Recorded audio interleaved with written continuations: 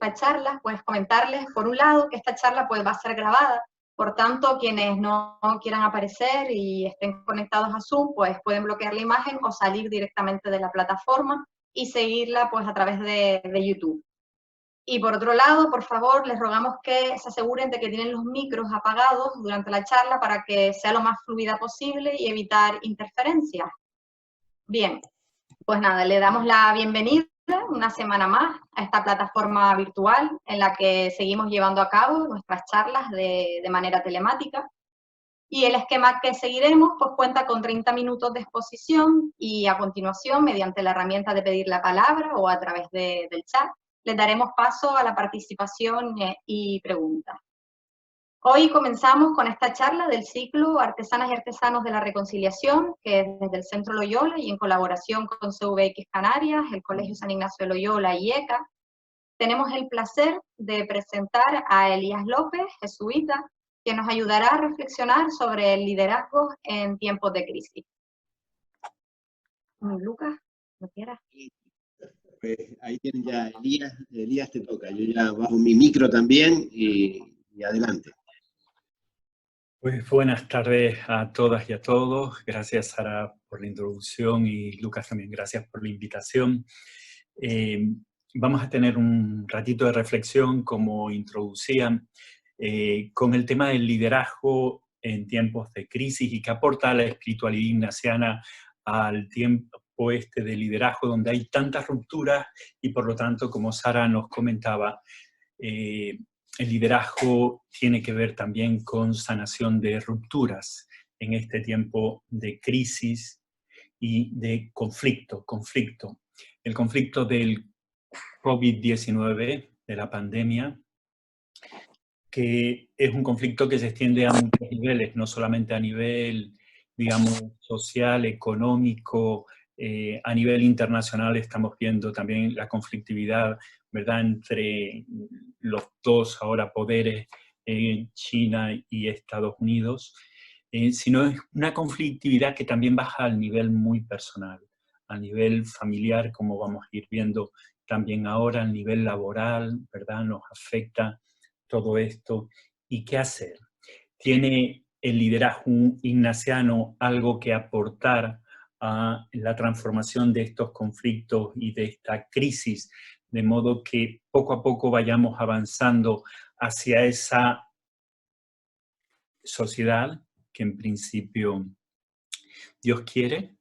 Porque últimamente el liderazgo ignaciano es el liderazgo de Jesús, ¿verdad?, que tiene que ver con su reino en el contexto actual del siglo XXI, en el contexto de esta crisis global que estamos viviendo, ¿no?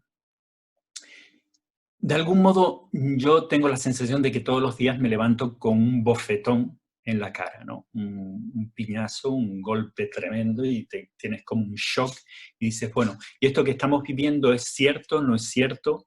¿Qué nos pasa? ¿Qué nos pasa, no? Entonces, de algún modo, haciendo el paralelismo, es el paralelismo de la bombarda de Ignacio, ¿verdad?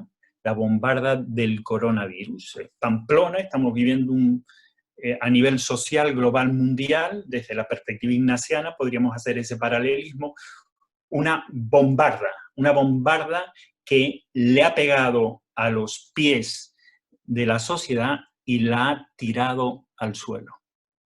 Y estamos todos intentando levantarnos, pero no sabemos cómo levantarnos, estamos todos convalecientes y no sabemos cómo sanar la herida. Vamos a usar esa metáfora, si os parece, la bombarda del coronavirus, del COVID-19. Y al pensar en esto me vino la historia, una anécdota de un amigo que para mí ciertamente es un líder alternativo, se dedicaba al mundo de la empresa, estaba volando todo el día, haciendo grandes negocios, una transnacional, y un día se rompió completamente, no pudo aguantar el nivel de estrés en el que estaba, y después de un periodo largo de años de irse sanando y cambiando de vida, me dijo una vez que todo su aprendizaje lo destilaba en lo siguiente. Dice, mira, este tema del liderazgo tiene que ver con dos cosas fundamentales. Tiene que ver con enseñar a comer a los niños y enseñar a meditar a los niños. Dice, porque la economía entera está en los gustos, en el paladar de los niños. Lo que le enseñes a comer de chiquito, eso va a determinar sus hábitos para toda la vida y eso determina la economía local y global. Y después van a necesitar también saber meditar, pararse, para respirar, tomar conciencia plena del aquí y el ahora y ganar libertad interior. Porque los conflictos que van a vivir, el mundo tan cambiante que van a vivir, va a ser tremendo. Y esto me lo decía hace unos años. Hará como unos 10 años me comentaba él esto. Bueno, pues, ¿qué distinto sería ahora la crisis si todos supiéramos comer bien, de forma contextualizada, de forma sana?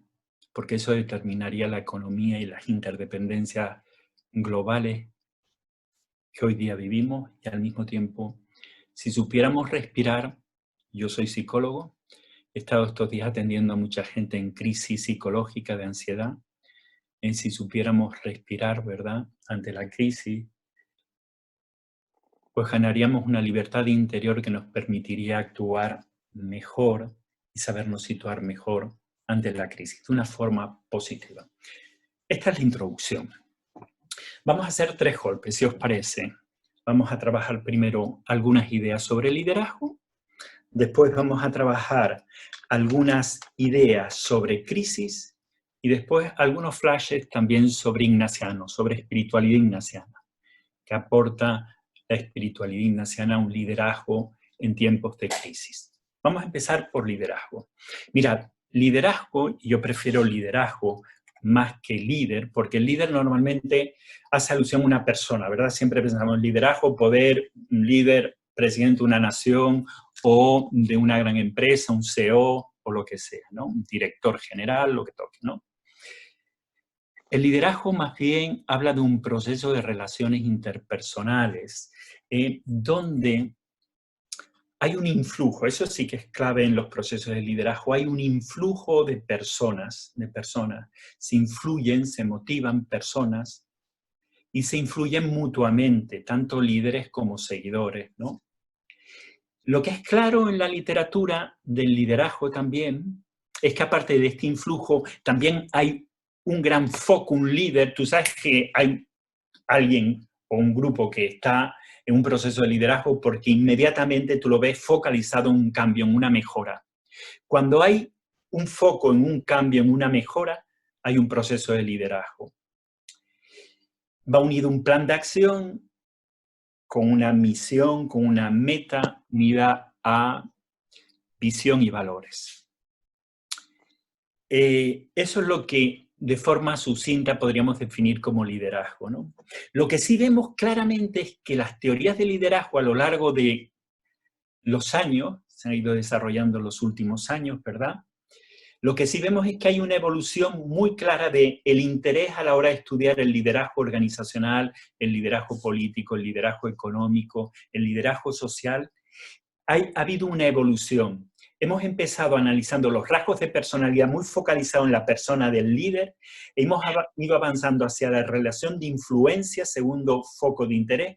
Ha habido un tercer foco de interés que ha estado más fijándose en los comportamientos objetivos del líder. Después un cuarto momento que se han dicho, bueno, esto del liderazgo tiene que ver mucho con los contextos, y los contextos son cambiantes y por lo tanto hay que mirar ahora el contexto de la crisis del COVID, porque eso es lo determinante en los liderazgos. Y hay una quinta ola de investigación y estudios sobre liderazgo y aplicación sobre liderazgo, ¿verdad?, que tiene que ver con el tema de los valores éticos. Hoy día, más y más, se escribe muchísimo sobre el tema de valores y liderazgo, porque últimamente un buen líder es el líder ético, el líder que sirve, que es honesto, que tiene valores, ¿no? Cada vez más encontramos en la literatura distintos autores que van hablando de la necesidad de que el líder tenga conciencia plena, que se conozca profundamente, que tenga la capacidad de ser confiable y de confiar, que al mismo tiempo sea justo, que tenga paciencia, que tenga integridad, que sea honesto, que diga la verdad, que sea amoroso, es decir, la compasión cada vez va entrando más en la literatura sobre liderazgo. Y todo el tema del perdón, incluso también de la humildad, de la vulnerabilidad, son temas que cada vez más y más se van haciendo más familiares en el ámbito de la literatura sobre liderazgo. Es típica la cuadriga del liderazgo, que nosotros hablamos de la necesidad de que un líder facilite procesos donde hay transparencia. Esa transparencia lleva a confianza en el grupo. Esa confianza lleva a colaboración y la colaboración lleva a innovación, a cambio. Bien, hoy necesitamos un cambio de sociedad tremendo ante el conflicto que estamos viviendo, ¿verdad? Eso es lo que nos va anunciando más y más, ¿verdad? Necesitamos una innovación social a todos los niveles, a todas las escalas, ¿verdad? Tremendo. Y para esa innovación social necesitamos 3 pasos previos. Primero, transparencia. Fijaros la importancia de la transparencia en abordar el tema del COVID. Crear confianza. No salimos a la calle porque no hay confianza. Por lo tanto, no podemos seguir adelante con la vida colaborando y por lo tanto no podemos crear, innovar, ofrecer el cambio que la sociedad también necesita.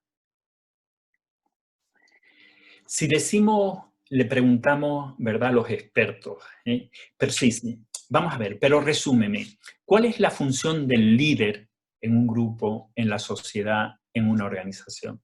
Bien, pues el líder fundamentalmente, aparte de focalizarse en el cambio, en la mejora, lo hace a través de la innovación,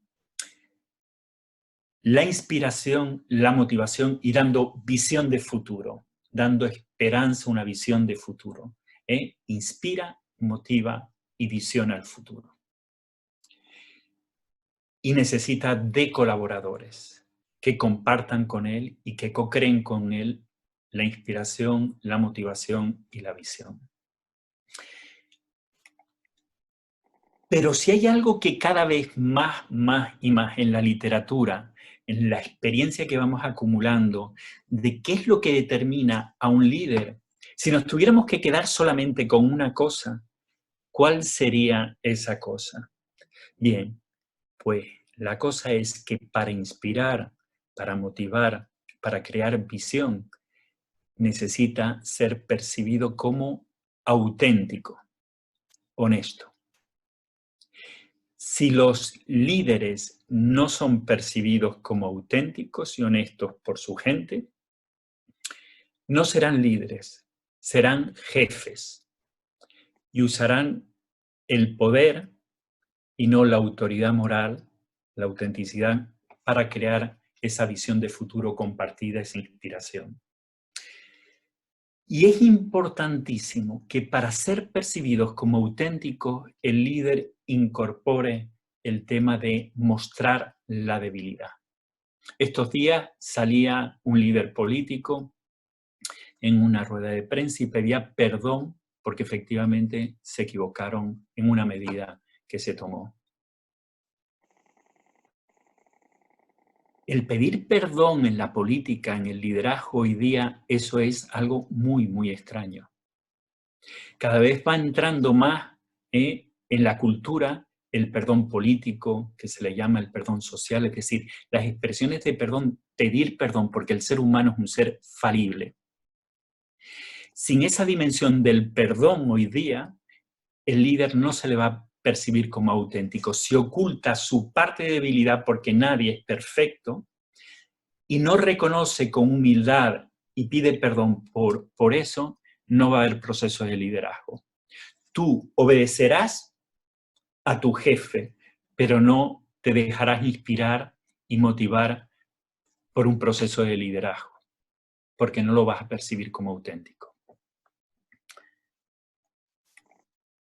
Y en esa línea de autenticidad es fundamental lo siguiente. Para motivar el cambio que se pretende, la mejora que se pretende al servicio del bien común, un líder tiene que cambiarse a sí mismo. Dejarse cambiar. Aquello de Gandhi, sé el cambio que quieres ver en el mundo. Esa autenticidad de dejarme cambiar en la línea de la propuesta, de la visión que se plantea, eso es fundamental. Un líder que quiere cambiar y no se deja cambiar, no se va a percibir como auténtico, congruente, coherente. Y ahora viene el gran problema, y es la resistencia al cambio. Y por eso hay conflicto permanentemente, es decir, el cambio produce miedo. El cambio ahora mismo, este cambio está produciendo miedo, pero que va a venir después también produce miedo, porque sabemos que va a haber un cambio y todavía no sabemos qué consecuencias va a tener. Y entonces estamos todos lidiando con el miedo. Todo proceso de liderazgo implica un cambio, acompañar el COVID-19 en el proceso de cambio personal y social supone un cambio que en todos nosotros produce un miedo. Y de hecho, antes de que apareciera el COVID, ya en muchas empresas lo que van pidiendo a las universidades, por ejemplo, donde yo trabajo ahora en comillas, es que a los ingenieros, los abogados, los economistas, los psicólogos, los de ciencias políticas, que esta gente venga con el entrenamiento en abordar crisis y conflictos, que sepan transformar conflictos, porque el cambio va a ser tan rápido, tan rápido, tan rápido, que vamos a tener que ir lidiando permanente con el miedo que produce la crisis, que produce el conflicto. Muy bien, quedaros con eso. Liderazgo, primer golpe. Focalizado en valores, audacia para el cambio, visión de alternativa y hacer todo ese proceso con autenticidad. ¿Qué aprendemos ahora de la crisis? Segundo bloque de ideas. ¿Qué aprendemos de la crisis? No sé si vosotros tenéis la misma sensación que yo tengo, que estamos corriendo, intentamos desescalar para volver a lo mismo. Un proceso de liderazgo no es un proceso de vuelta a lo mismo. Es un proceso de mejora permanente. Es un proceso de no de volver, sino de evolucionar. No es volver, es evolucionar. Es transitar de una cosa a otra cosa. Todos estamos diciendo, tenemos que volver a la normalidad. Se acompaña la palabra de nueva normalidad, porque nos estamos dando cuenta que no podemos volver a lo mismo. Pero si pudiéramos volver a lo mismo, volveríamos a lo mismo. Entonces la pregunta que todos nos estamos haciendo estos días, ¿verdad?, es, oye, ¿y el precio tan alto que estamos pagando, 27.000 muertos en España, casi 300.000 en el mundo, ese precio tan alto es para volver a lo mismo? Esa es la pregunta, ¿verdad?, que tenemos todos, ¿no? Ante la crisis que nos afecta a todos, aunque también es cierto que no nos afecta del mismo modo, esto lo decía el padre general el otro día, Arturo Sosa, ¿verdad? Es decir, no todos vamos en la misma barca. Todos estamos bajo la misma tormenta del coronavirus, pero si os hace... ¿Quiénes son los que más han muerto y han sido afectados en Madrid? Los que viven en las zonas más pobres, en el sur de Madrid. Es decir, Estamos pagando un precio muy alto, ¿y quiénes lo vuelven a pagar? Pues lo que ya sabemos, ¿no? La gente más desprotegida, la gente más vulnerable. Mirad, estamos ante una crisis, la crisis del COVID la estamos llamando, ¿verdad? La estamos comparando con una guerra porque efectivamente, es decir, una guerra de alta intensidad. ¿Sabéis cuánto mata una guerra de alta intensidad al año? Al año, 10.000 personas. En 2 meses, cada mes hemos matado más de 10.000 personas, han muerto por el COVID. ¿Estamos en una crisis? Sí. ¿Qué significa crisis? Etimológicamente la palabra crisis viene del verbo crineo griego, que significa dividir, separar. Hay una ruptura social que ha separado a familias, seres queridos que han muerto sin poderse despedir, ¿verdad? Hay un dolor, rupturas tanto familiares, laborales, económicas, políticas, como vemos todos los días, ¿verdad? Los políticos en el Parlamento, tremendo, ¿no?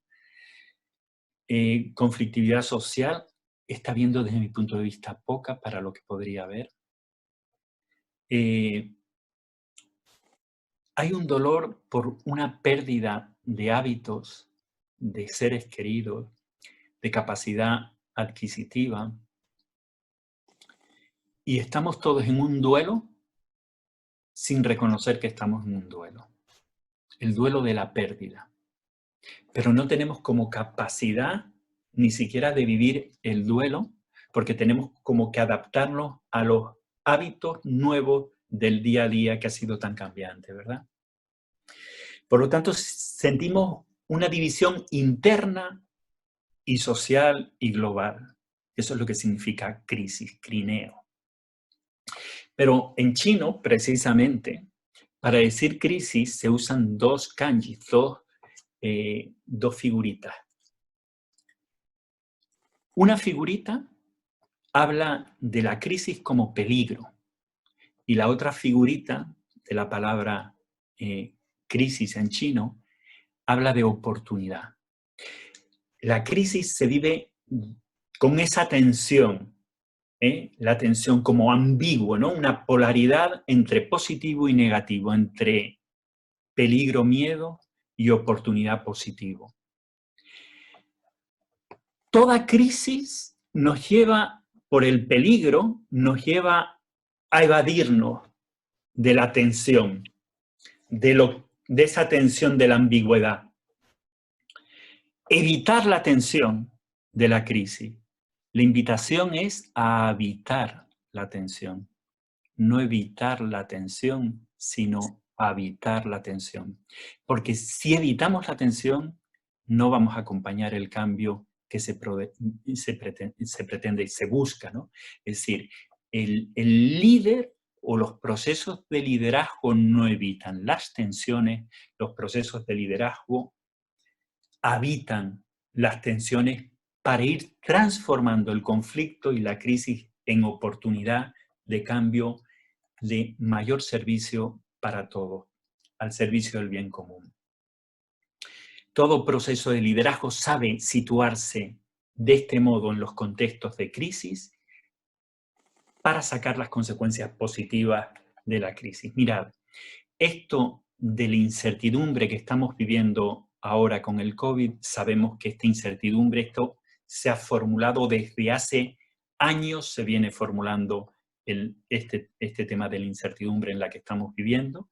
Es decir, en el 2010, sin ir más lejos, ya un estudio de IBM a 1.500 directores ejecutivos de empresas de 60 países de todo el mundo, en un documento llamado Capitalizing Complexity, se les preguntaba si es cierto que vivimos en un mundo, han pasado 10 años, si es cierto que vivimos en un mundo complejo, volátil, rápidamente cambiante e incierto, con mucha incertidumbre.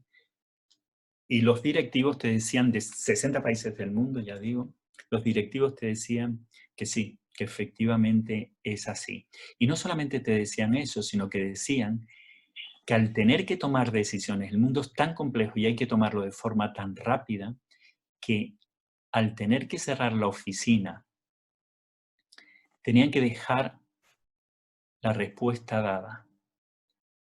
Y el 50% de los casos daban una respuesta al azar, porque la tenían que dar, porque había que tomar la decisión, pero no sabían si efectivamente estaban acertados en la respuesta que estaban dando o no. Si vivimos en un mundo tremendamente incierto, ahora lo del COVID lo que ha hecho es acelerar todo este proceso de incertidumbre en el que estamos. Y hay algunos dicen que lo más importante en los liderazgos que vienen ahora es acompañar en los procesos educativos de los niños, que los niños aprendan la pedagogía del vivir en la permanente incertidumbre. Ya esto salía en el 2008 con la crisis económica, ¿eh? Ya salía que decían, bueno, tenemos que poner el dinero en el banco o debajo del colchón. Ya había esta incertidumbre en el 2008, ahora lo que ha ocurrido es que la incertidumbre se ha multiplicado y se acelera masivamente. ¿Cómo acompañar en los procesos de aprendizaje, sabernos situar individualmente, familiarmente, laboralmente, socialmente, globalmente? ¿Cómo sabernos situar en esta complejidad rápidamente cambiante, ¿no? Fijaros, esto es muy importante. Es decir, nosotros cuando estudiamos desde el ámbito sociológico y psicológico las crisis, decimos que las crisis tienen que ver con 3 elementos que se están dando ahora mismo. Los 3 elementos es pérdida del saber, pérdida del hacer y pérdida del ser. Descoloque del saber. Es tal el bofetón que estamos recibiendo que no sabemos de qué va la enfermedad, todavía no tenemos la enfermedad clara. Estamos intentando decir qué nos ha pasado y cómo situarnos cognitivamente en la crisis. La crisis descoloca todas las ideas previas. Por lo tanto, crisis del saber. Y la crisis te lleva, si hay crisis del saber, lleva una crisis de la conducta, del hacer. No sabemos lo que hacer, no controlamos. Eso también, el no saber y el no controlar nos da miedo y nos crea ansiedad. Pero eso nos lleva al tercer elemento, que es la crisis del ser, que es la crisis existencial, la falta de sentido de lo que ocurre. Y por eso mucha gente está en crisis existencial, con crisis de ansiedad, y por eso estos días se ha puesto tan al servicio de la sociedad, ¿verdad? Las líneas de ayuda de los centros psicológicos y demás. Entonces, son estas 3 crisis en las que estamos, y esto supone una crisis, una ruptura, que supone un duelo individual, familiar, laboral, social, global. El otro día, el padre general Arturo Sosa hablaba, uniéndose al Papa Francisco, de cambio de época. Y él venía a decir que el cambio de época no es algo que haya empezado. Él decía, bueno, eso lo empezamos justo después del Concilio Vaticano II. Estamos liderando un proceso de cambio social global, eclesial, nuevo tipo de relaciones que están emergiendo de un cambio que se suma a otro cambio, adaptativo. Estamos todos en un liderazgo adaptativo, entendiendo de qué va la cosa, ¿no? El Papa decía el otro día en la BBC, en el periódico, estoy viviendo este momento con mucha incertidumbre. Es un momento de mucha inventiva, de creatividad, efectivamente. Si la incertidumbre, el modo adecuado de vivir, de acompañar la incertidumbre y la crisis de forma que se convierta en oportunidad desde una perspectiva de transformación de conflicto, es decir, sacarle el mejor partido al precio tan alto que estamos pagando, es desde la creatividad de la co-creación colectiva.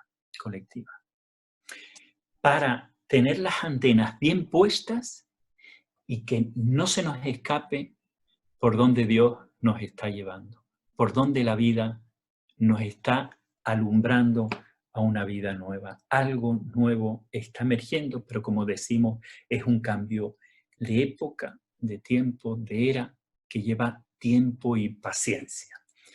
Paciencia. Es tiempo de vivir las preguntas y no adelantar las respuestas. Es tiempo de aprender a acunar las preguntas. Aquello, ¿verdad?, de Rilke a un joven poeta. Eres tan joven, es normal que tengas preguntas, no las quieras responder de forma inmediata. Vive con ellas de modo que sean para ti como habitaciones con puertas cerradas que a lo mejor algún día, poco a poco, se te abrirá la respuesta. Coser las preguntas y sus respuestas a fuego lento. No va a venir un cambio de hábitos así. Los hábitos no cambian, y eso lo sabemos por psicología, los hábitos no cambian de un día para otro. Los hábitos de consumo, que son en gran medida a lo que nos ha llevado también esta situación, ¿verdad? Eso no cambia de un día para otro. ¿Qué aprender de la crisis? Aprender a acompañar las preguntas. A tener paciencia con las respuestas. Liderar tiene que ver, liderar, lisal, viene de una raíz que significa morir. Liderar es un proceso de muerte, que hay que dejar ir para qué dejar venir. Que hay que dejar ir para saber aprender juntos qué es lo que hay que dejar venir. Y en ese aprender a dejar ir para dejar venir, ahí es donde entra el tercer punto, que es el liderazgo ignaciano. ¿Qué aporta la espiritualidad ignaciana a ese proceso de aprendizaje individual y colectivo? Los sociólogos dicen que en tiempos de crisis el tema de la espiritualidad crece. Eso nos ocurrió después de la Segunda Guerra Mundial, lo que se llamó el movimiento de rearme moral. Ahora hay mucha gente conectada a esta plataforma, a plataformas de Rezando Voy o las plataformas de misas online. La gente tiene necesidad, eso sociológicamente se ha estudiado, en momentos de crisis todos tendemos a abordar las preguntas últimas, a buscar las fuentes de vida cuando la vida está amenazada en su misma raíz. Y la espiritualidad ofrece, y eso está estudiado psicológicamente, ofrece flexibilidad, ofrece capacidad de creación, de creatividad, de innovación.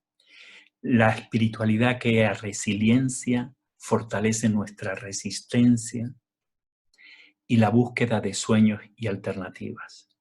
Eso está estudiado. La espiritualidad tiene esa función social.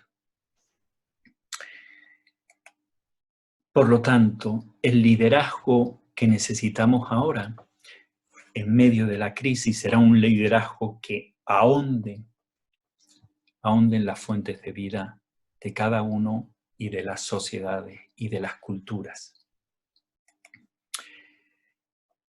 Será un liderazgo desde la clave espiritual ignaciana, cristiana, será un liderazgo de discernimiento en medio de la incertidumbre. Un liderazgo de discernimiento en medio de la incertidumbre. Discernir comparte la raíz también con la crisis. Crisis y discernere y crisis tienen la misma raíz. Se discierne en medio de la crisis para darnos cuenta qué es lo que hay que dejar ir, para qué es lo que hay que dejar venir. Y así no dejarnos llevar por el miedo del peligro. El miedo del peligro nos puede orientar, pero no nos puede atrapar ante la crisis, porque si no, nos arrastra la crisis y no nos agarramos a lo que la crisis nos puede ofrecer como oportunidad, como transformación positiva del conflicto que estamos viviendo y del precio tan alto que estamos pagando. Discernir en medio de la crisis, discernir la incertidumbre.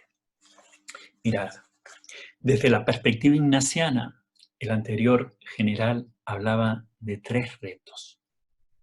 Decía, ante la crisis tenemos que parar y hacer silencio profundo para conectarnos con las fuentes de vida, las fuentes de nuestra espiritualidad, de la belleza, de la bondad, del sentido último de la vida.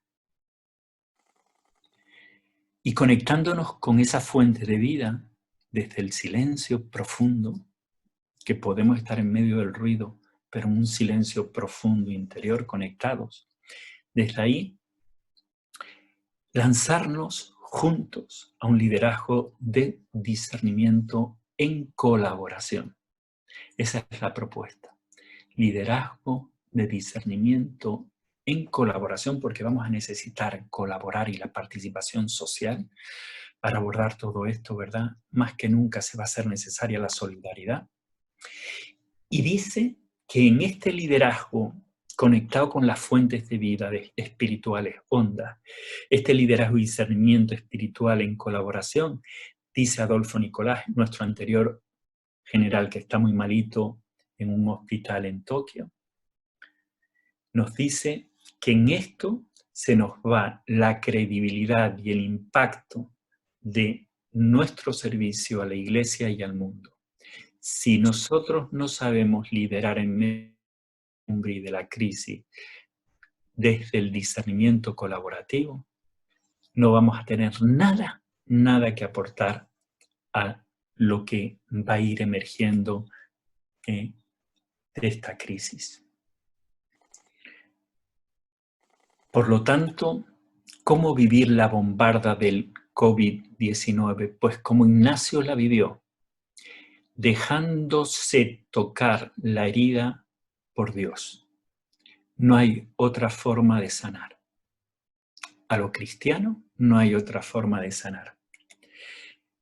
Ignacio toda su vida, Pamplona, desde Pamplona, la podemos entender como un proceso de sanación. Y no hay un proceso de sanación si no se pone la vida entera al servicio con otros, colaborando con otros al servicio de instituciones, de proyectos de Jesús al servicio de la Iglesia y del mundo, ¿verdad? Si de aquella herida bien tocada por Dios, dejándose tocar por Dios, nació la compañía de Jesús y por eso nosotros hoy estamos conectados aquí. Porque Ignacio supo tocar su herida, o mejor, se dejó tocar su herida por su fuente de vida.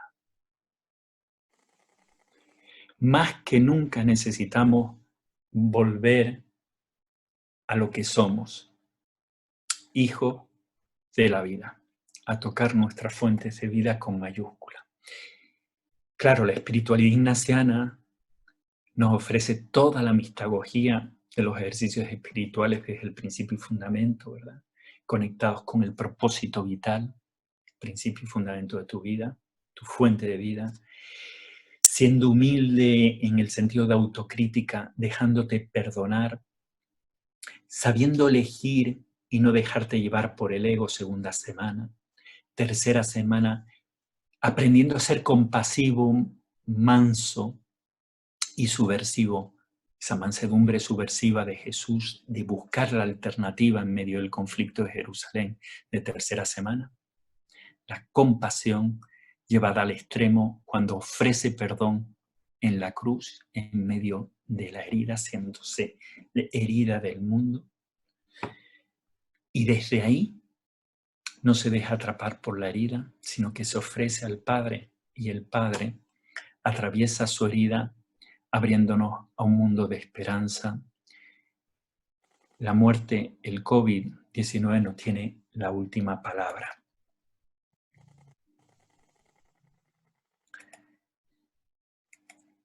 De forma muy sencilla, el liderazgo ignaciano tiene que ver con 2 cosas. Con ese vínculo fundamental con la pasión de la vida de Ignacio, que era Jesús. El liderazgo ignaciano es dejarse liderar por Jesús, y el liderazgo de Jesús es dejarse liderar por la pasión de su Abba, que lo hace Esa fe lo hace auténtico y lo hace tremendamente compasivo en un mundo, el suyo también, lleno de violencia, aunque no se llamaran COVID-19. Y es desde ese vínculo fundamental con el Padre donde vamos a encontrar la lucidez, la claridad, la libertad interior para ir sabiendo juntos cómo ser liderados por el espíritu de discernimiento en medio de la incertidumbre. De forma muy práctica, la carta de Arturo Sosa sobre el cuidado de vida y misión es muy lineal, muy lineal. Nos dice de forma muy lineal algo que tenemos que aprender en una cultura nueva, emergente. Todos tenemos que aprender a lo siguiente: a conectarnos con la fuente de vida y a examinar el paso de Dios por mi día a día. Eso, compartirlo en conversación espiritual con la gente que tengo a mi alrededor, mi familia, mis amigos, los compañeros de trabajo. Examen del paso del Señor por mi vida, llevado a conversaciones espirituales, que nos hacen amigos en el Señor. Ese amigo en el Señor lo ponemos al servicio del discernimiento en medio de la incertidumbre. El discernimiento en común, colaborativo. Eso que vayamos descubriendo juntos, lo vamos a ir planificando, metiéndolo en planificación. Ser mansos como palomas, pero astutos como serpientes. No se nos va a dar la alternativa regalada. Hay que trabajarla. Hay que planificarla estratégicamente también. Y quinto punto, en redes colaborativas locales y globales. Porque lo que tenemos clarísimo hoy día es las interdependencias locales y globales tan tremendas, y el coronavirus lo ha puesto de forma clarísima. Acabo con lo siguiente. ¿Por qué la insistencia del discernimiento como la clave central del nuevo liderazgo en tiempos de crisis? Según tiempos, lugares y personas, diría San Ignacio. Es muy contextual en tiempos de la crisis esta. Si el Papa habla una y otra vez de la necesidad del discernimiento. Habla de eso como una urgencia en la formación de todos los cristianos, que todos los cristianos aprendamos a examinar espiritualmente, a conversar espiritualmente, a discernir espiritualmente, porque si no lo hacemos, el costo va a ser altísimo, muy alto, porque de estas crisis no se sale fácilmente. Y cuando tuve oportunidad de preguntarle a él personalmente, ¿por qué insiste tanto en el discernimiento? Me dice, pues muy claro. Pues porque el mismo Jesús lo dice. Él dice, Jesús, en el Evangelio Lucas 12, ¿verdad? 54, 56, dice, Jesús a los discípulos, cuando veis que vienen nubarrones de poniente o de oriente o de donde sea, decís, vienen lluvias o vienen bochorno. ¿Cómo es que sabéis discernir el clima y no sabéis discernir los signos de los tiempos? No sabéis discernir por dónde yo os llevo, porque yo os llevo. ¿Por qué sois hipócritas?, dice Lucas. Pues quizás esa es una de las lecciones, es decir, que la hipocresía nos ha llevado quizás a todo esto, el no saber discernir la presencia del Señor por donde nos llevaba. Y aquello del Papa, ¿verdad?, Francisco, en esta Semana Santa, que fue tremenda aquella imagen que vimos nosotros el día de la bendición Urbi et Orbi, ¿verdad? Lloviendo en la Plaza San Pedro, aquello vacío, unos nubarrones negros tremendos y él solito caminando. Y nunca fue más libre.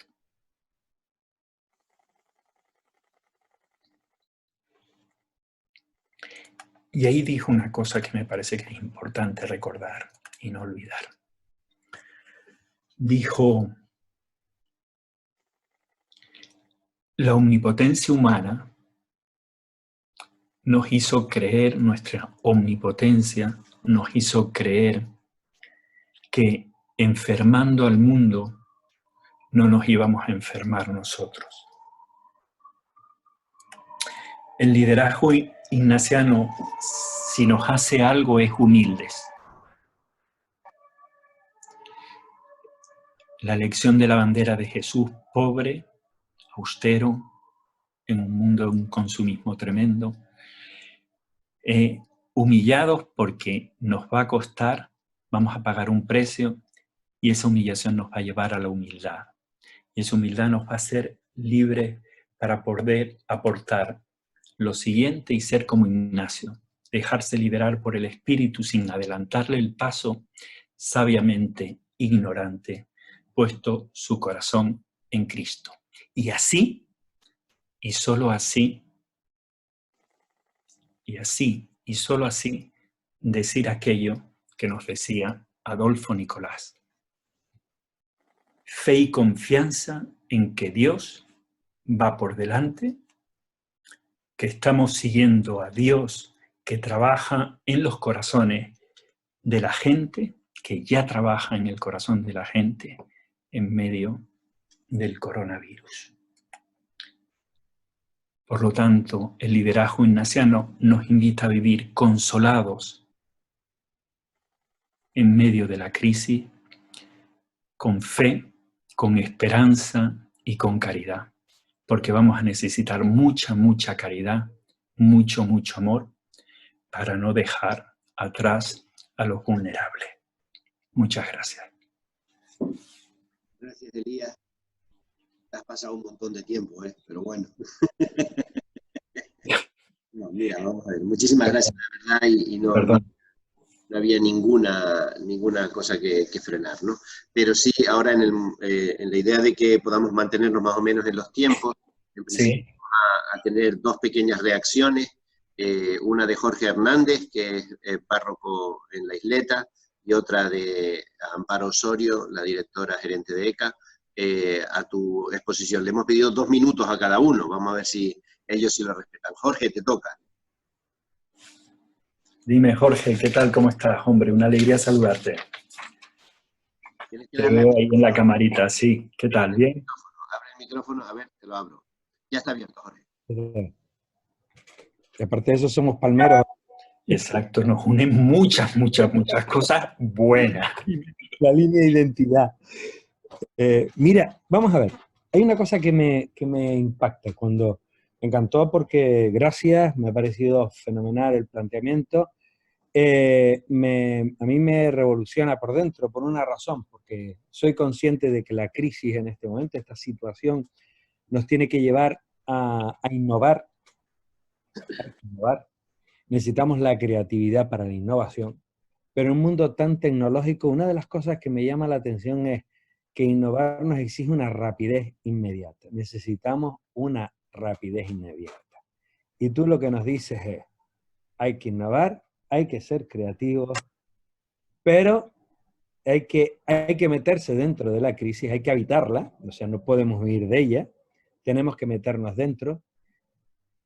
Y nos dice, pero hay que tener paciencia y las preguntas hay que guardarlas, hay que acunarlas para que las respuestas sean además aquellas que puedan servir.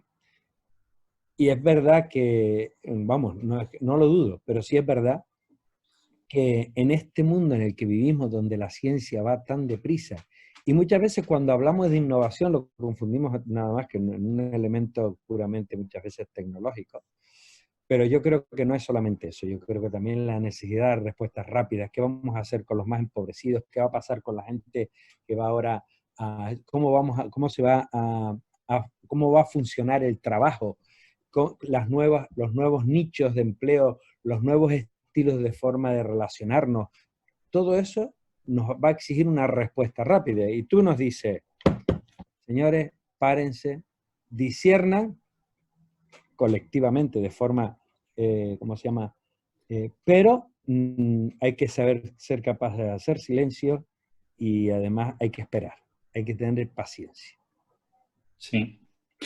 Vale, muy bien, Jorge. Entiendo perfectamente lo que estás diciendo. Yo creo que hay que hablar, yo trabajo en ayuda humanitaria. Ayuda humanitaria es ayuda rápida, porque si no se te muere la gente, ¿vale? Entonces, en conflictos armados es ayuda rápida. Y por eso también hablé antes de todo el tema de planificación estratégica y trabajo en red global y demás, ¿vale? Entonces, hay que combinar las dos velocidades. Hay que combinar las dos velocidades. Yo creo que hay una velocidad que tiene que ver con la respuesta rápida. No podemos dejar a los más vulnerables atrás. Ahora, ya, ¿vale? Y por otro lado, saber que el cambio de cultura y el cambio de hábitos, eso es un cambio de época. Fíjate que el Padre General se remitió al Concilio Vaticano II. Entonces, lo que sí sabemos por estudios, digamos, de liderazgo, los liderazgos buscan el cambio de cultura, que es lo más difícil. Y sabemos todos que el cambio de la cultura organizacional, de la cultura social, de los valores últimamente es lo más complicado. Y tiene que ver con cambio de hábitos, que también es muy complicado. A ti y a mí ya nos cuesta muchísimo cambiar hábitos. Por eso es tan importante lo que, como empecé, fíjate, es liderar el cambio desde la siguiente generación. Entonces, fíjate cómo empecé. Educar en la incertidumbre, por un lado, pero dije, educar en el paladar. Aquí está la economía por los hábitos los justos. Aquí está toda la economía del mundo. Y educar en el saber respirar, porque incluso el saber respirar en una situación de crisis que te revoluciona el corazón, saber respirar y meditar en medio de una situación de crisis que tienes que dar respuesta rápida, te va a ayudar también. La meditación en medio de la respuesta rápida te va a ayudar a sostener esa respuesta rápida de forma más acertada. Eso es lo que nosotros aprendemos también en respuesta de conflictos y en intervención rápida humanitaria, ¿sí? Yo creo que tienes razón, son las dos velocidades, son necesarias, y quizás yo me fui más a la segunda, la más lenta, y haces bien en decir que efectivamente hace falta la otra. Gracias, Jorge.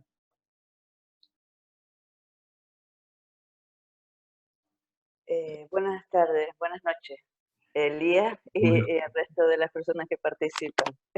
Me alegra saludarte. Un gusto escucharte, como el siempre. gusto es mío, mujer. ¿Cómo estás? ¿Bien? Bien, bien. Me alegra. En este ratito... me siento muy en familia, ¿eh? Sí. Y da gusto sentirse así. Veo todas caras familiares y vamos, estoy encantado de veros. Bueno, menos a Chema en Valencia, que realmente no me apetece nada verlo, pero al resto estoy encantado de verlo.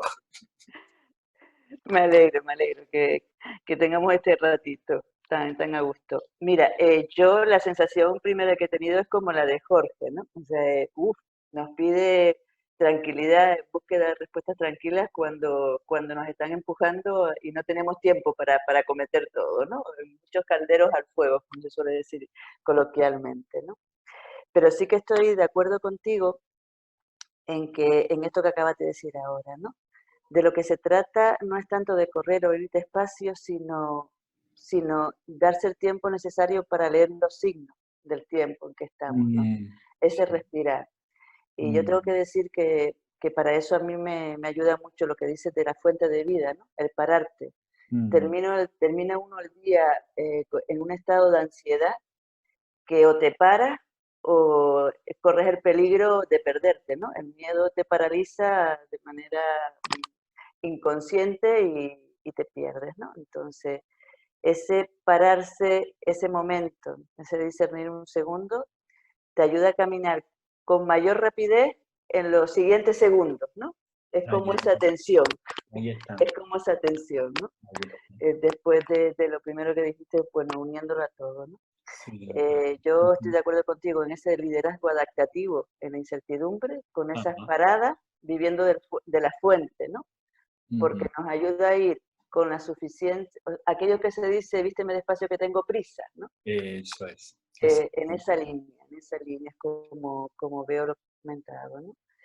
Y luego esto de, claro, el discernimiento, que es bastante complicado, nos lleva a desde mi punto de vista, un liderazgo adaptativo y compartido. Sí. Que me ha extrañado que tú no lo hayas subrayado, ¿no? Porque en estos tiempos, pues un discernimiento común nos lleva a ese también liderazgo compartido, sin el que yo creo no podemos salir en este cambio de era, ¿no? Porque no podemos llegar todo lo lejos que necesitamos llegar, ¿no? Yo creo que ese cambio de era en el liderazgo, el liderazgo ignaciano siempre, bueno, yo al menos he entendido que es un liderazgo compartido, aunque bien establecido, ¿no? A quien le toca, pero al final es un liderazgo compartido que nos permite llegar más lejos. Y bueno, me ha sorprendido que eso no lo hayas nombrado.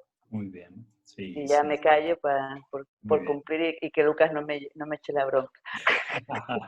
Mira, no, tienes toda la razón. Sí, yo intenté, bajo colaborativo, intenté poner toda esa dimensión, ¿vale? De lo que se llama liderazgo compartido, colectivo, participativo, distributivo. Ahí hay varias palabras, ¿verdad?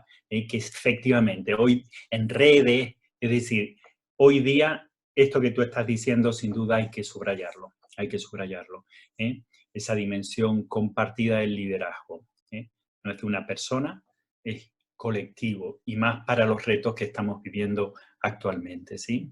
Liderazgo y discernimiento en colaboración, compartido, colectivo, participativo, distributivo, distribuido, ¿vale? Eso tienes toda la razón. Eso hoy más y más en las nuevas organizaciones que emergen se tiene hiper claro que va por ahí, Eso efectivamente es así. Y también lo otro que dice, completamente de acuerdo, es decir, es habitar la tensión, la tensión entre el silencio y la palabra, entre la acción y la pasividad, porque el lenguaje espiritual siempre articula esas tensiones, vida, muerte, ¿verdad? Arriba, abajo, siempre cuerpo, espíritu, ¿no? Siempre como que estamos como con tensiones y tienes que mantener la tensión en diálogo permanentemente. Entonces, habitar esa tensión en la espiritualidad ignaciana es lo que nosotros llamamos el contemplativo en la acción.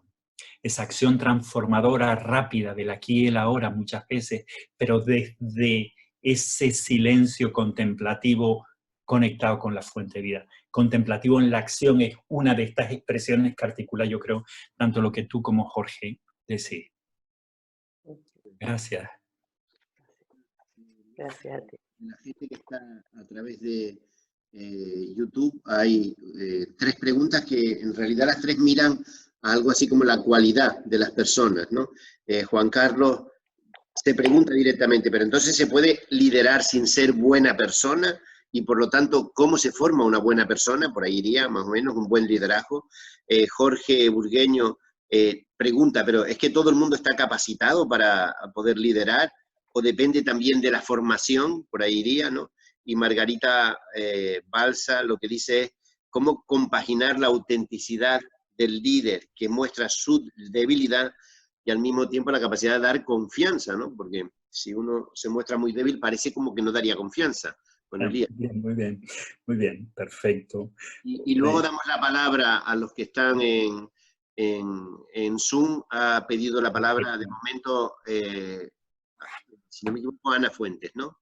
Entonces, Ana, si alguien más la quiere pedir, que utilice la herramienta de levantar la mano, pero a las 10 estamos acabando, ¿eh?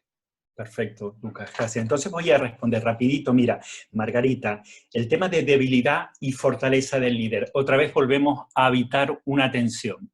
Lo que nos dicen los estudios, los estudios aplicados, lo que nos dice es que un líder tiene que ser auténtico y al ser auténtico tiene que mostrar las dos caras. pero tiene que saber cuándo tiene que mostrar una y cuándo tiene que mostrar la otra, discernir cuándo una y cuándo la otra. Porque un líder que solamente muestre la cara fuerte no va a buscar esa dimensión que aludíamos ahora, de la colaboración del otro, sino va a decir yo lo hago y lo hago todo bien y no va a sacar lo mejor, si no muestra también con autenticidad la parte vulnerable. Pero efectivamente un líder tiene que añadir valor al equipo y el equipo tiene que saber cuál es su valor añadido, su fortaleza y cómo contribuye y colabora desde ahí y cómo comparte desde ahí el talento que tiene. Vale, Juan Carlos y Jorge Burgueño. Bueno, el tema de la formación, ese tiene que ver con la pregunta esta clásica, ¿un líder nace o se hace, verdad? Todo el tema de la formación. Lo que sí vamos viendo es que es muy importante, se le llama mentoring en algunos sitios, se le llama de forma distinta, que lo que sí se va viendo por educación, y los que sois educadores esto lo sabéis muy bien, ¿verdad? Es que el liderazgo se modela, es una conducta y una capacidad y una actitud, es acción, actitud, ¿vale? Es algo que es una forma de ser y estar y hacer en el mundo que se modela, que se aprende por modelado, no por libros. Se aprende teniendo personas al lado que de algún modo te van introduciendo en las actitudes y te van introduciendo en los comportamientos y te van introduciendo en las competencias, tanto personales, interpersonales de equipo, como organizacionales en la complejidad de una organización o de transformación social, ¿no? Sí, es algo que se modela y se aprende modelado, efectivamente.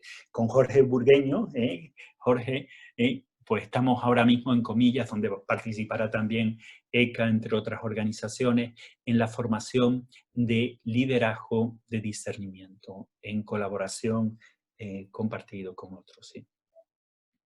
¿Sí? Se nace, pero también se hace, sin duda. Yo diría que hay algo de una pasión que tiene el líder, que esa pasión, esa energía, tú ves a gente que lidera desde la energía. Y eso tú dices, bueno, ¿y eso cómo se aprende? ¿Vale? Pues yo creo que se puede aprender también por contagio, digamos, como emocional, ¿sí? Muy bien. No me extiendo más para dar posibilidad a otros también pero esto se podría abundar más, ¿vale? Decir eso, pero de otro modo, ¿vale? Esto del liderazgo ignaciano según tiempos, lugares y personas, ¿vale? La conversación espiritual no puede ser la misma en un contexto que en otro, porque puede ser contraproducente, ¿vale? Tú tienes que adaptarte al siguiente paso posible en la conexión de valores, espiritual, que incorpore el diálogo o la toma de decisiones con tu equipo, ¿vale? Entonces, nosotros desde el liderazgo ignaciano llamamos a eso conversación espiritual, ¿vale? Ahí entraríamos dentro del tema, la espiritualidad es una experiencia antropológica independientemente de que sea religiosa, cristiana, budista, musulmana, ¿vale? Es decir, todos tenemos una dimensión antropológica espiritual, pero yo entiendo que esto va un poquito panota, entiéndeme, que hay que entrar en una narrativa para que la gente no te diga, oye, ¿tú de qué vas aquí, no? Si te pones a hacer una conversación espiritual con gente que no está introducida en esa narrativa. De hecho, un proceso de liderazgo es incorporar a un equipo, a un grupo de personas, en una narrativa de sentido compartido. Y esa es una de las cosas más difíciles. Es decir, a lo mejor tú no puedes hablar de una conversación espiritual con tu equipo en el claustro, pero sí que puedes llevar las conversaciones en la toma de decisión a estar con muy tu presente, con tu fuente de vida, a estar conectada con los valores que compartimos. ¿Se entiende por dónde va? Y esa sería una traducción de la conversación espiritual a tu tiempo, a tu lugar, a tus personas. Discernida, según tiempos, lugares y personas. Hay que traducir para el siguiente paso, la mejora continua es el siguiente paso posible, discernir el siguiente paso posible con tu equipo en la línea de que la toma de decisiones sea desde el examen de conexión con valores profundos. ¿Por qué estamos aquí? A lo mejor con tu equipo no hablas de conversación espiritual, ni hablas de examen, pero sí que le hablas cuál es tu propósito profesional e incluso puedes llegar avanzando, trabajando con ellos, a decirle, oye, tu propósito profesional, ¿por qué estás aquí? ¿Por qué eres educador? Lo conectas también con tu propósito vital. Tú en la vida estás para qué. Y sí que se avanza con equipos que no son creyentes, sí que se avanza en ese trabajo. Y de hecho, el liderazgo focalizado en el propósito, hoy día casi todo va por ahí. Harvard, ahora he recibido una revista de Harvard sobre temas de liderazgo y el tema del propósito, que para nosotros es el principio y fundamento, leído desde la fe, ¿verdad? El propósito es clave. Un líder que no esté conectado con el propósito hoy día, que no se le perciba así de auténtico, no es líder. No sé si se van creando oportunidades, tú auténtica, tú dile, mira, yo antes en algunos sitios iba como pidiendo perdón porque era cura y era cristiano y era... Pero ya cada vez menos, porque también yo creo que la sociedad se va abriendo a una pluralidad que tiene que ver también con libertad religiosa, con derechos fundamentales. Yo soy quien soy, tú eres quien eres y es genial que sea... Yo cuando estaba en Roma, en el servicio jesuita refugiados, contrataba no creyentes. ¿Por qué? Porque es que el diálogo con lo distinto es parte de lo cristiano.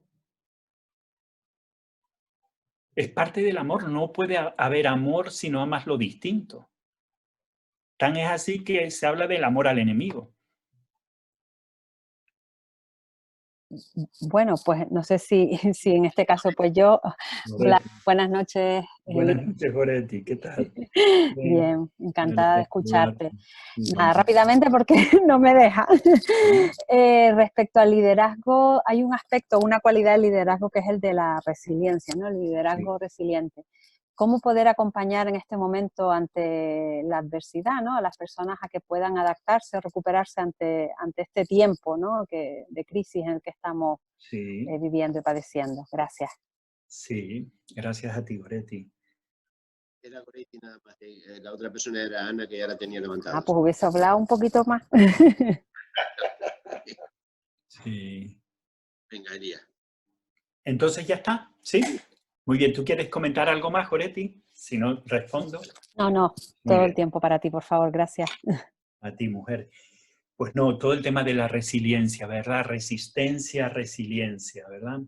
La capacidad que tenemos después de la crisis, del golpe, de volver a nuestro estado natural, ¿no?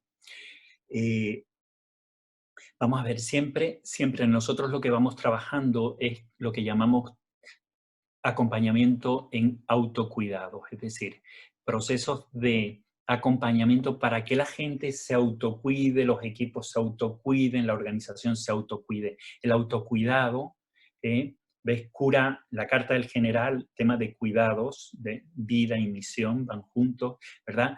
Lo trabajamos a nivel personal, autocuidado personal, autocuidado de equipos y autocuidado de organización para un mayor servicio a la sociedad, ¿verdad? Bien, la resiliencia tiene que ver con el autocuidado. Y el autocuidado tiene que ver con crear espacios, lo que llamamos nosotros los espacios verdes, en medio de la reacción rápida que hay que hacer, estresante y a veces muy rápida, y no te puedes parar porque necesitas actuar aquí, ahora, ya. En medio de eso, ir buscando espacios personales, espacios con tu equipo, espacios organizacionales que llamamos espacios verdes, espacios para respirar, espacios de conciencia plena, espacios para conectarnos con nuestra fuente de vida. Lo que más ayuda, y por eso la espiritualidad en tiempos de crisis es lo que ven los sociólogos, que es lo que más ayuda a la resiliencia y a la resistencia, es lo que tú estás diciendo. Por lo tanto, la espiritualidad tiene que ver con una conexión profunda. Otra vez volvemos a habitar una tensión entre lo más profundo de mi ser y lo más valioso en conexión con la trascendencia, con la alteridad de lo que está ocurriendo fuera o con la alteridad que llamamos Dios. Y cuando yo tengo la capacidad de pararme un poquito para tomar conciencia, y cuando digo pararme o hacer silencio interior, no necesariamente tiene que haber silencio exterior o parada exterior. Es un pararme internamente y un silenciarme internamente que me ayuda a ser resiliente y resistente en medio del conflicto, de la violencia, del coronavirus que estamos viviendo, ¿sí? De la incertidumbre. Entonces, es fundamental todo el tema que hemos hablado de redes de contención, redes de ayuda, de autoayuda, de autocuidado. ¿Ves cómo vamos creando esas redes? Por ejemplo, ahora en el Servicio de Jesuitas Refugiados en América Latina, estamos acompañando a los equipos todos los viernes. Ahora, la crisis, ¿qué es lo que ha hecho? Una cosa que habíamos intentado crear como hábito, no había cuajado, porque no se había visto el sentido de urgencia. Ahora sí que se ve. Todos los viernes tienen estos espacios verdes, se conectan por internet y círculo de escucha, de acompañamiento, cómo estoy, cómo estás, y después de ahí, qué mejora. Y están ordenando muchísimo mejor el trabajo ahora, muchísimo mejor que en tiempos de no crisis. Y están más acompañados ahora que en tiempos de no crisis. Es decir, y eso es darle lo que estaba diciendo, la crisis como oportunidad.